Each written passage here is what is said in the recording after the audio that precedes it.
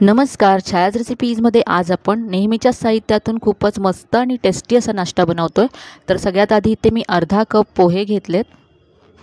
जाड किंवा पातळ कोणतेही पोहे घेऊ शकता. आता ह्या पोह्यांमध्ये भरपूर पाणी घालायचं आहे आणि पोहे 2 ते 3 वेळा स्वच्छ धुवून घ्यायचे. 2 वेळा पोहे स्वच्छ धुवून घेतल्यानंतर यातलं सगळं पाणी मी इथे काढून टाकलंय. आता पोहे असेच आपण बाजूला ठेवूया 5 मिनिटासाठी, म्हणजे अगदी सॉफ्ट होतील. तर इथे आता 5 मिनिटं झालेत, पोहे सॉफ्ट झालेत. आता हे आपण मिक्सरच्या भांड्यामध्ये काढून घेऊया. सगळे पोहे मिक्सरच्या भांड्यामध्ये काढल्यानंतर यामध्ये 1 कप रवा घालायचा आहे. अर्धा कप पोहे घेतले होते आणि 1 कप रवा घेतला आहे. आता यामध्ये अर्धा कप दही घालायचं आहे. थोडंसं आंबट दही घ्यायचं आणि अर्धा कप इथे पाणी घातलं मी.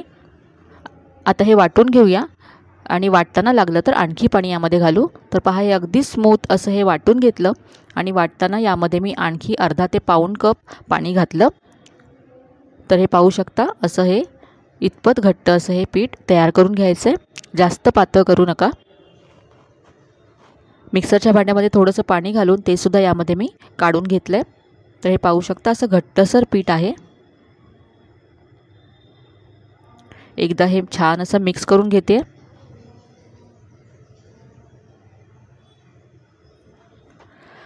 आता हे आपण झाकून असंच बाजूला ठेवून देऊया 10 ते 15 मिनिटासाठी, म्हणजे यामध्ये जो रवा आहे तो छान सॉफ्ट होईल आणि फुलेल. तोपर्यंत मस्त अशी वेगळ्या पद्धतीची चटणी बनवूया. तर इथे मी तडका पॅन गॅसवरती गरम करत ठेवला आहे. यामध्ये 1 चमचा तेल घातलं आहे. तेल गरम झालं की अर्धा चमचा इथे उडदाची डाळ घालायची आहे. डाळीचा रंग किंचित बदलला की यामध्ये कांदा घालायचा आहे. तर इथे मी एक मध्यम आकाराचा कांदा अर्धा घेतला आहे, उभा चिरून घेतला आहे कांदा. यानंतर यामध्ये मी 2 हिरव्या मिरच्या घातल्यात. यानंतर यामध्ये कढीपत्त्याची पानं घालायची आहेत. 3 ते 4 लसणाच्या पाकळ्या घातल्यात. अर्धा इंच आलं घातलं आहे. आता हे थोडंसं परतून घ्यायचं आहे. तर इथे आपल्याला कांदा ब्राऊन करायचा नाही आहे. थोडासा कांदा परतून घेतला की यामध्ये 1 मोठा चमचा शेंगदाणे घालायचे आहेत. यानंतर थोडीशी चिंच इथे घातली आहे मी. आता शेंगदाणे आपल्याला भाजून घ्यायचे आहेत. तर इथे 2 ते 3 मिनिटं हे छान असं परतून घेतलं. कांदासुद्धा सॉफ्ट झाला आहे आणि शेंगदाणेसुद्धा भाजून झालेत. आता यामध्ये ओलं खोबरं घालायचं आहे. अर्धी वाटी ओलं खोबरं घातलं आहे. खोबरं घातल्यानंतर जास्त वेळ याला परतायचं नाही आहे. फक्त 1 मिनटं याला असं मिक्स करून घेतलं मी. लगेचच गॅस बंद करायचं आहे आणि हे थंड करून मिक्सरच्या भांड्यामध्ये काढून घ्यायचं आहे. तर हे सगळं साहित्य मिक्सरच्या भांड्यामध्ये काढून घेतलं.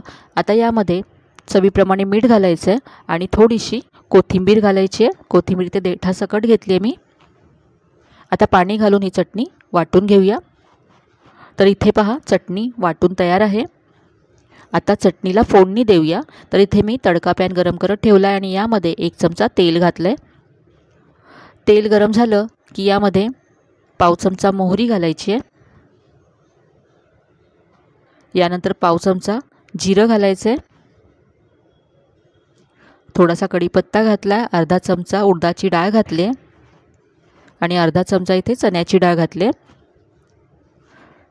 थोडंसं परतून घ्यायचं आहे. डाळींचा किंचित रंग बदलला की यामध्ये बारीक चिरलेला कांदा घालायचा आहे. तर अगदी छोट्या आकाराचा कांदा अर्धा घातला इथे आणि आता कांदा थोडासा पण ब्राऊन होईपर्यंत परतून घेऊया. तर इथे आता कांदा मस्त असा गोल्डन ब्राऊन झाला आहे. आता यामध्ये आपण जी चटणी वाटून ठेवली होती ती घालायची आहे. मिक्स करून घेऊया. चटणी आपल्याला इथे शिजवायची नाही आहे. लगेचच गॅस बंद करायचा आहे आणि ही आपली चटणी तयार आहे. तर ही मस्त अशी आपली साऊथ इंडियन चटणी तयार आहे.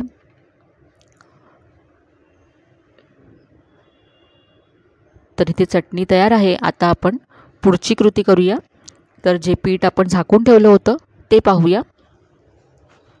तर हे आता आधीपेक्षा घट्ट झालं आहे यातल्या रव्याने पाणी ॲब्झॉर्ब केलं आहे.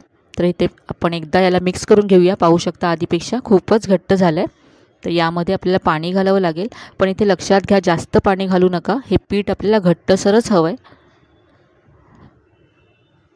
हे एकदा असं व्यवस्थित मी फेटून घेतलं आणि यामध्ये मी अगदी 2 चमचे इतकंच पाणी घालते. मिक्स करून घेऊ. तर हे पीठ आपलं तयार आहे पहा. तर याचे आज आपण डोसे बनवणार आहोत. चवीप्रमाणे इथे मीठ घातलं. यानंतर यामध्ये बेकिंग सोडा घालायचं आहे. तर आपण हे इन्स्टंट डोसे बनवतो आहे, त्यामुळे याच्यामध्ये आज मी पाव चमचा बेकिंग सोडा घालणार आहे. तर इथे मी यामध्ये पहा पाव चमचा बेकिंग सोडा घातला. तुम्ही अर्धा चमचा इनो फ्रूट सॉल्ट घातलं तरी चालेल. सोडा मिक्स करून घेतला. आता हे पीठ आपलं डोसे बनवण्यासाठी तयार आहे. तर इथे मी गॅसवरती तवा गरम करत ठेवला आहे. तव्यावरती थोडंसं तेल घालायचं आहे, साधारण अर्धा चमचा, आणि पसरवून घ्यायचं आहे. तवा मस्त अगदी गरम आहे. गॅसची फ्लेम मोठी आहे. आणि आता हे पीठ घालायचं आहे आणि जाड असा आपल्याला हा डोसा बनवायचा आहे. जास्त पसरवू नका. जास्त जर पसरवलं तर हा डोसा उलटताना तुम्हाला थोडासा त्रास होईल. थोडंसं घट्ट असाच हा डोसा बनवायचा आहे. पाहू शकता किती मस्त जाळी आली आहे. तर वरून ड्राय झाला की हा डोसा आपण काढून घेणार आहोत. उलटायची अजिबात गरज नाही आहे. नंतरचे डोसे बनवण्यासाठी तेलाची सुद्धा गरज नाही आहे. सुरुवातीला आपण थोडंसं तेल जे लावून घेतलं त्यावरतीच आता आपण उरलेले पुढचे डोसे बनवून घेणार आहोत. तर अगदी कमी साहित्यामध्ये कमी तेलामध्ये होणारा असा हा नाश्ता आहे.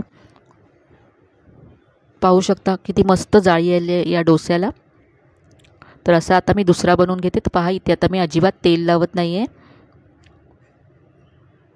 एकानंतर एक फटाफट तुम्ही हे डोसे बनवू शकता. तर नाश्त्यासाठी अगदी झटपट होणारी रेसिपी आहे.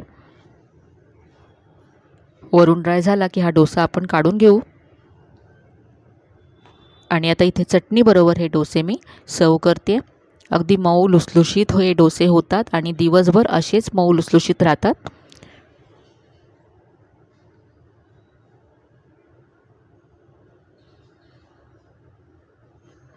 तर इथे आज जे मी साहित्य वापरलं त्याच्यामध्ये माझे अशा ह्या आकाराचे साधारण 7 डोसे तयार झाले. ही मागची बाजू पाहू शकता किती मस्त जाळी आली आहे. तर आजची ही मस्त अशी रेसिपी तुम्हाला नक्कीच आवडली असेल. याच्याबरोबर आपण जी चटणी बनवली तीसुद्धा अगदी वेगळ्या प्रकारची चटणी आहे. नक्की करून पहा. आजची रेसिपी जर आवडली असेल तर व्हिडिओला जास्तीत जास्त लाईक करा, शेअर करा. चॅनलवर नवीन असाल तर चॅनलला सबस्क्राईब करायला विसरू नका. चला तर मग पुन्हा भेटूया अशा छान छान आणि नवीन नवीन रेसिपीसह. तोपर्यंत धन्यवाद.